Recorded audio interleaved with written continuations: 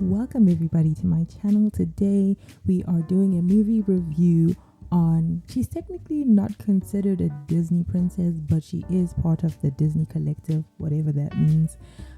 I don't know why they made this decision because this is, in my opinion, a good movie. I love it. And if you're into musicals, this like 90s musicals, it just hits the soul. My Shayla! But we'll get into that later. But for now, let's enter the world of Princess Anastasia. So we open the movie with Anastasia's grandmother narrating how Russia was such a great empire under the Romanovs' rule. They had been ruling Russia but like for 3 centuries. This is a fact. And under the Tsar Nicholas II, there was, you know, it shows a scene where everybody is enjoying their time in the palace until Rasputin is introduced into the scene, arguing with Tsar Nicholas II, and bestows a curse upon the family of every last one of them are going to die. And he basically made a deal with the devil and sold his soul and said he's not gonna rest until each and one of them are gone. So very bleak, very dark start to the movie. And in the scene, everyone, obviously they don't show that her family is, but her and her grandmother escape with the help of a little boy who works in the kitchen. And the grandma gets on the train. She loses, I don't know why she was not holding Anastasia's hand, but it was just a chaotic scene. And you know, Anastasia ends up hitting her head and she just passes out. So what I love about this movie is the music as well. So it starts with the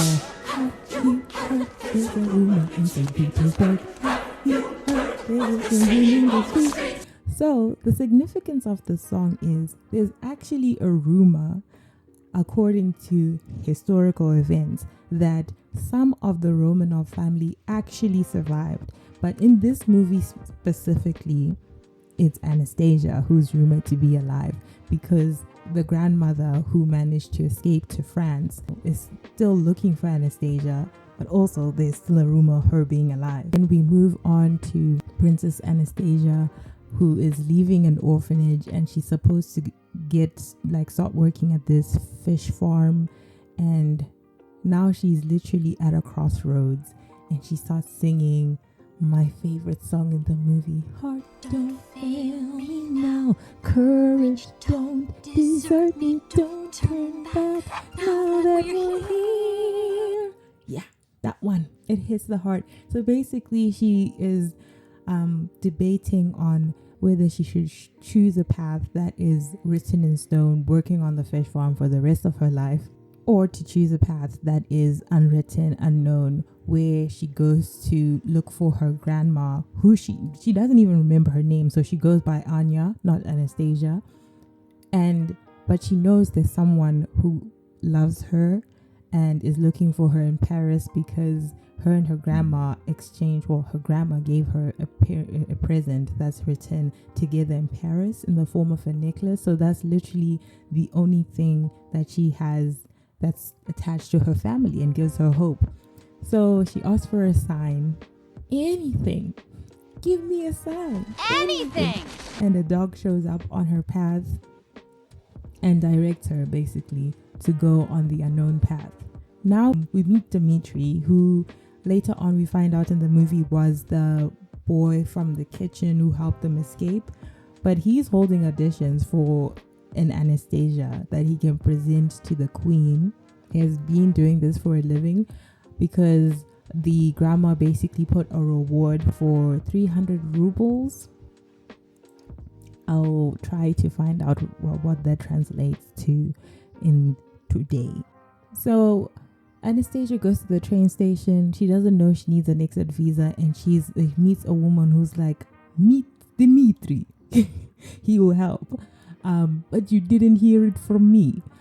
So she goes to the abandoned palace that we saw at the beginning of the movie, and she meets Dimitri. Basically, Dimitri's like, oh my gosh, this girl looks so much like the Anastasia in the portrait. She would be perfect. And also, she does not remember anything from her past. She has lost her family, and also her family happens to be in Paris, where the queen is. So might as well. So they don't even tell Anastasia that they're doing this for reward money. So they're like, in her mind, she's like, oh, she's gonna be potentially reunited with her grandma, and these people are doing it with the goodness of their heart. Even in this moment, Rasputin is alerted with his relic that Anastasia is alive, and that's when the legendary "In the Dark of the Night you will find her" his song is just so good. By the way, Lion King, I know I did Lion King in the last video. Lion King and Anastasia has the same color scheme in the villain song. It's like very green, and the acapellas are on point, and even though you want to hate it, you love it. This song basically explains how Rasputin is going to use his evil powers to get Anastasia and fulfill the curse, because Rasputin has a moment where he breaks down. He's like, look at me, I'm falling apart, because of her. Like, it's his fault for selling his soul, but he blames it on her because he thought she was gone. Now we move to Anastasia. They get on the train, and we see that's when Rasputin poses his first attack by destroying the railroad, and fails. And then the second time is when he tries to get her in her dream, which was very scary. Like, it made me think of people who sleepwalk, and I imagined them, imagine you're on a cruise ship and then you fall asleep and you have this sleepwalking habit, and you just walk like what Anastasia was doing, and she basically almost jumped off the ship because the dream was very inviting. It's like her whole family was present saying, come, jump in, let's swim together. But in reality, there's a storm happening. She's standing at the on the ledge of the ship. It's about to go down, but Dimitri saves her in time.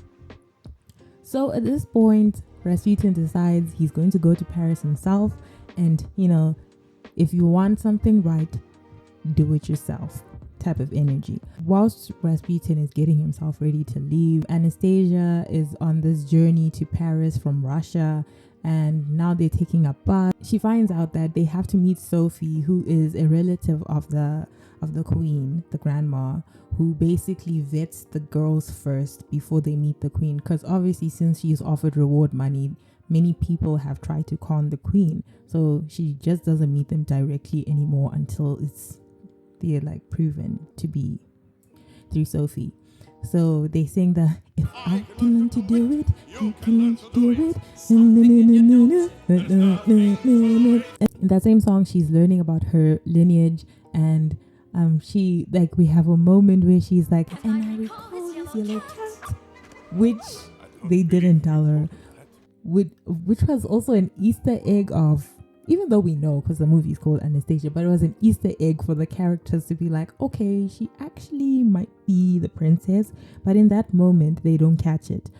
And they say she was a natural at riding horses and all of this, and whilst they're singing and she's practicing these things, you actually see Anastasia effortlessly starts acting like a royal because she was born into this. It's like muscle memory is kicking in. Now they get to the point where Anastasia meets Sophie, and Sophie basically asks her the basic questions that they had prepared Anastasia for. And then she's like, okay, you've got all the answers correct, but tell me something I haven't asked you, something I don't know. And then she recalls that moment where she and her grandmother were escaping the palace and a wall opened. That was her vague memory. And Dimitri, in that moment, it clicks that, hey, she's the one. And he's disheartened that she's the one because he's like, royals don't go with servant kitchen boy, because that's what he was. So he feels inferior and doesn't deserve her, but also at the same time he's really happy that he's reuniting these two people that were separated for decades. They do the party holds the key to your heart. You see, guys, there are a lot of songs, but I think I remember, like, the songs are so engraved in my mind that, you know, you think that there's no actual plot where they're talking and all of that, but trust me, it's there. This is just me. And in the same song, Dimitri is like depressed, and whilst everyone is so excited. And also he and Anastasia throughout the journey started from hating each other to liking each other, to, you know, but he's also at a crossroads where he's like, should I confess to her or should I just let her go? And ultimately, once Anastasia finds out that Dimitri had used her to audition for Anastasia to get the reward money, he makes the decision that, you know what, since this is the real Anastasia, I'm going to make all this effort. I'm going to push no matter what. The grandma is going to see her, and I'm going to, you know, basically leave her with her grandma. He gives this music box. I think it's a music box, but it's only Anastasia and her grandma who know that it's a music box. He had kept it because it fell whilst they were escaping long time ago. And he gives the grandma the music box and says, I was the servant boy who helped you guys, so here's the music box. You can give it to Anastasia. She'll probably know what it is. So the grandma goes in, still in doubt. The grandma says to Anastasia, I have to hand it to you. You're a good actress. Because bear in mind, Anastasia hasn't gotten her memories back until the grandma is about to walk out and she smells peppermint. And that triggers a memory of how she spilled peppermint on a rug, and that rug was like forever spot like peppermint. And when they separated, she always cried on it because basically she felt close to her grandma because she could smell the peppermint. And, you know, in that moment, the grandma takes out the music box, they sing together, and, you know, she realizes, hey, this is my granddaughter because she's the only one who knew about this. And yeah, so now we're at the crossroad moment once again, where Anastasia finds out that Dimitri actually did not take the reward money. And she's like, oh, so he actually cares. And the grandma says to her that, hey, I know we said together in Paris, all that stuff, but you were born into this, you grew up in this, you know, basically you're accustomed to being in palaces, having balls, all that. But I wonder if that's the path that you want for yourself, because, you know, the grandma saw these two are the ones. So also Dimitri had already gone to the train station, like he was about to leave, but he decided he's gonna come back. But, you know, let us not forget Rasputin is still in the picture. So Rasputin comes whilst Anastasia is like about to leave the palace. I think he misled her through with her dog and was led to the maze of like is it called a maze garden or just a maze? I don't know.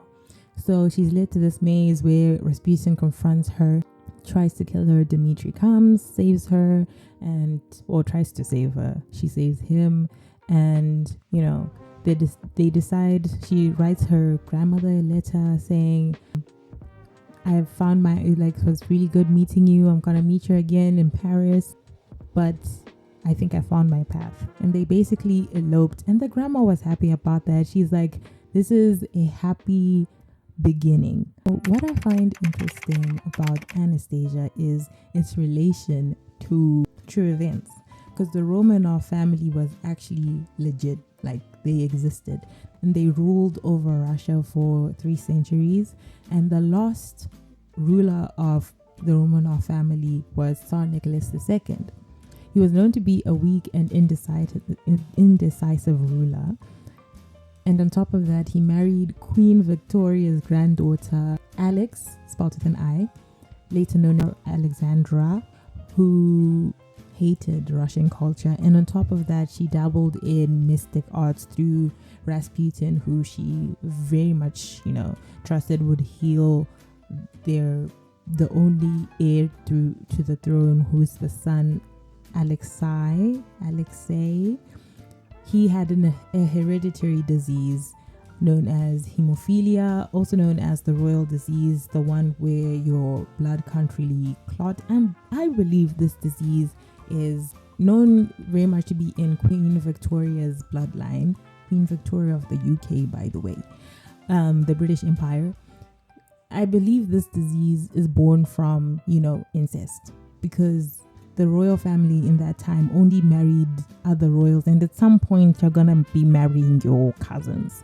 So I believe that's how that disease was very prominent in the royal family, but that's besides the point. Nicholas II's son and only heir to the throne, Alexei, had this royal disease and was bedridden.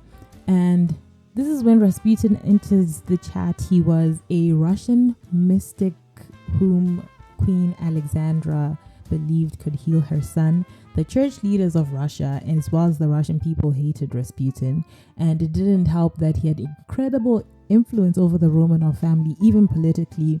They believed that most of the decisions that Tsar Nicholas II made were because of Rasputin's influence. Rasputin was on the 30th of December 1916. Tsar Nicholas II's reign was coming to a close due to the it's called Russo-Japanese or Russo-Japanese. It's called Russia. So Russo-Japanese War, as well as World War One. He did participate, but by that time the people were like, nah, we don't trust this guy. So him and his immediate family were executed, although it's rumored that some descendants did survive. Hence the song "There's a Rumor in St. Petersburg," which opens the movie of Anastasia. So really, in Anastasia, they didn't really dwell on how Nicholas II was a bad ruler. The way it started, it kind of reminded me of is it called La Bastille? The thing that happened in France where the queen was like, let them eat cake, then everyone just barged through, and yeah. So that's the vibe I got from Anastasia, where there's a scene after that whole party thing. A scene suddenly happens after the curse, where everyone is barging into the palace, destroying everything, and just, annihilating the family. That part is true about the family being. So I just find the movie interesting, how they made Rasputin the villain, who once was the family confidant, if you can say so. But also, in retrospect, Rasputin is technically dead in the movie, because Look at me. I'm falling apart. he was literally already gone. He would probably blame the only living Romanov, because he died because of them. So it makes sense that he is the villain in the movie Anastasia. And I like this movie because it just explores the what if she was actually alive and reunited with her grandma. It's like that faint hope that despite everything, at least one person survived, and they reunited in Paris and lived happily ever after with the love of her life, even though she did not take on the royalty role of being a princess or a queen or whatever. She literally just decided to live a normal life afterwards. And even the aspect of having amnesia for her, it would have made sense. It's chaotic. You can have amnesia from traumatic events, let's say she didn't fall off the train, but the fact that she experienced that massacre, you can literally have amnesia from that. It's is it called a dissociative disorder? I don't know. I never studied psychology, but that's what I would imagine it is. Overall, I think this is a good movie because the songs the songs are the ones, good singers. The thing is, I'm biased towards 90s, R&B, and it's just even the closing credits, the songs there. I even watched the credits because I liked the songs in the credits. So the musical in itself, because it is a musical, like almost every Disney princess movie is a musical, and I love all the songs. I love the voice acting. And I would say for 1997, the expressions on the faces of the animations, like when they have the animated facial expressions and the sarcasm, and even, when they had, I think, I forgot his name, Dimitri's friend that was helping him con people. He's like, it's what I hate about this government. Everything's in red. Basically expressing how, even back then, people express their hate for the government like we still do now. Like how they're just changing things suddenly and inconveniencing the people, even though they were in the wrong for trying to forge papers. I just found it funny. And then also Anya and Dimitri's relationship, the way it evolved, I feel like it did happen naturally. Was it fast paced? I wouldn't say so, because they technically only got together at the end of the movie. But you can see they went from the hate to love. It's just a typical love story, but I love it. So this is your sign to watch Anastasia if you've never watched it. And let me know what you think of the movie. If you've watched it, let me know what you thought about it when you watched it. And did you know the historical context behind this movie? Let me know about that as well, because I didn't until I looked it up. I just vaguely knew that a Romanov existed because I did take history in school, but we never delved into the family itself. Thank you for watching this video. Let me know if you enjoyed it. Did you watch Anastasia? What did you agree with me on, and even what did you disagree with me on? And don't forget to like, share, and comment. Even let me know your suggestions in the comment section of the next movie I should do. I will gladly do it. Thank you. I know. Together in Paris. So, you want to go to France to find your family, huh? Little Miss Anya, it's time to take your place in life and in line, and be grateful too.